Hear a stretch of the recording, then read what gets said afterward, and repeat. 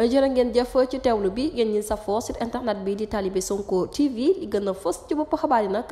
dañuy wutali diwaan bu Mbour ki nga xamante ne rek moom moo fa nekk responsable parti bi di Pastef te ñu nasaxal ko di wóoy ci turu Mansour Cissé jamono ji nag ña ngi ko placé garde à vue fi nga xamante ne moom moo ca locaux commissariat bu localité ba bu ñu sukkandikoo ci sunu natangooy libération mi joxe boobulee xibaar nag mbir mu nu mel ginnaaw rek plainte bi nga xamante ne rek maire bu Mbour di wóoy ci turu Cheikh Issa daal di woon noo koy def waral rek ñu daal di koy jël yóbbu ko fi nga xamante ne rek moom mooy ca boobule commissariat laata nag ñu koy yóbbu foofu ca école bi mu doon jàngalee rek lañ ko daal di fekk mbir mu nu mel nag dara xamagul nag lan moo tax rek ñu daal di koy yóbbu waaye nag ak lépp lu mu ci munti doon rek danañ ci xuusandiwaat ci yenn ni jotay xabaar bu ñu jugee ko foofu nag dañuy àddu rek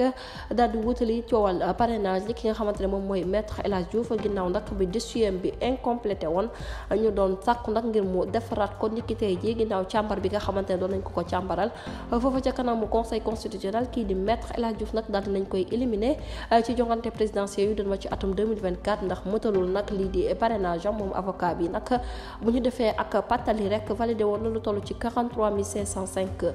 parrain mu dese woon ko 726 parrain yoo xamante ne rek moom la waroon a toppatoowaat waaye jamono ji ñuy wax mbir mu nu mel nag mujjul jàll ba waral rek commission bi nga xamante ne ñoom ñoo yor contrôle parrainage ña ngay wéyal seen liggéey bu baax keneen ki nga xamante ne moom lañ nar a càmbar dossier di kii di Rose Wardini moom nag bu ñu muytulee rek moom itamit nag dina daal di lajj ak lépp lu mu ci munti doon rek dinañ leen toppandil yooyu lee xibaar jërë ngeen jëf ci teewlu bi bu leen fàttee abonné bés cloche de notification ngir amaat yeneen info. Mbokk yi on s'est beaucoup battu pour un projet. Ce projet boobu mooy sauver le Sénégal. Ce projet boobu mooy sauver le Sénégal.